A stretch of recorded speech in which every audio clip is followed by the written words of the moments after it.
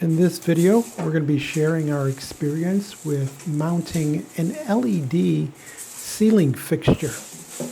I'm hoping the challenge is not much different from a regular fixture, but we're going to find out. First thing I notice is there's no bracket included with this ceiling fixture. It's basically electronic components on one side, and the other side is the glass fixture itself. So why do we need this LED fixture? The reason for purchasing this is to replace a 1968 fixture in our kitchen. This Good Earth lighting unit is from one of the big box stores. What intrigued me was that it's LED and it was actually reasonably priced. In theory, I should never have to replace this unit. Guaranteed for 10 years of life. The unit is dimmable. In addition to the LED fixture itself, you get 2 mounting screws and 3 wire nuts. Now the mounting screws can fit on either inside or outside openings, depending on the conduit box that you have in your ceiling. And that's it. Normally for ceiling fixtures you'd have brackets that would hold the fixture up, but in this case that's not necessary. So basically we just put in 2 screws, wire up our connections, white to white, black to black, ground to ground, and we should be done. As always, it's important to de-energize the circuit to that light fixture so that we don't have any incidents.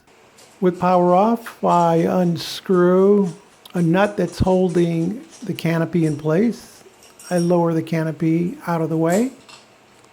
I inspect the wiring, and then I'm going to get my trusty voltage detector to make sure that there is no voltage up in this unit. Don't want to find a hot ground or a hot neutral. You never know, so it's always better to test.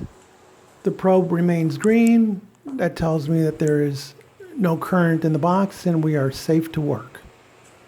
First thing we want to do is disconnect the wiring. Sometimes the wires are crimped in place, so if that's the case, you'll need a wire cutter to take them apart. Oftentimes, it's just a wire nut that holds them together. With the wires separated, then the next step is to remove the 2 screws that hold the fixture bracket in place. And we can get rid of that bracket, though I tend to save them in case I need them for future projects. With the 2 screws out of the way, everything comes off. Now I go in with wire cutters and cut myself about 1/2 inch of just bare copper wire there so I can work with it. Because the wire leads were twisted on previously, I cut them off and now I am stripping back the wire so I have some nice clean leads to work with. Then a little tip, I put just a dab of dishwashing soap on each of the screws so that they go in nice and easy to the connection. But that little dab of soap just makes the screws just go in that much quicker. Okay, so with the screws in place, we get a plier and we twist together the black to black. Then we put a wire nut on it. And then we do the same thing with the white and the ground. Make sure that the wire nuts come to a full and complete stop and that they don't pull off. If they pull off, then you got to redo them. Now one should note that some people take the 2 leads and twist them together, then put the wire nut, and others just bring the 2 leads together, then put the wire nut on them. I've had success with both methods. It's just whatever you prefer. With the wire nuts in place, our next step is to get all that wiring back in the conduit box. Now, because there's not a bracket in there, it'll tend to fall out.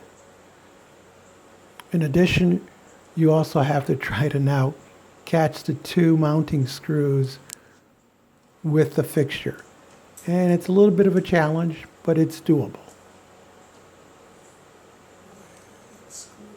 And for most of you, you're going to be using the outside slots versus the inside slots. Another thing to note is avoid touching the LED lamps themselves because you could damage them. With the fixture in place, we tighten down the screws, making sure that they're snug. You don't want to over tighten because all you'll end up doing is just bending that back plate. Give it a good shake to see if they move. In our case, there's a little bit of movement, so we tighten it down more. Now, there are 3 nuts that come with the kit: the trim ring and the lens. The trim ring holds the lens to the fixture. And all you're going to do is you're going to take that trim and glass lens and you're going to bring it up to the fixture and try to get it in place. It's a little awkward because you're dealing with glass, so you want to be careful that doesn't fall out. And probably in hindsight, I might have just taped the glass globe to the trim, but I didn't. Now what you're trying to do is you're trying to catch one of the screws with the nut. Then once that's secured, you can do the other 2. Just be careful you don't drop that glass globe because it will break.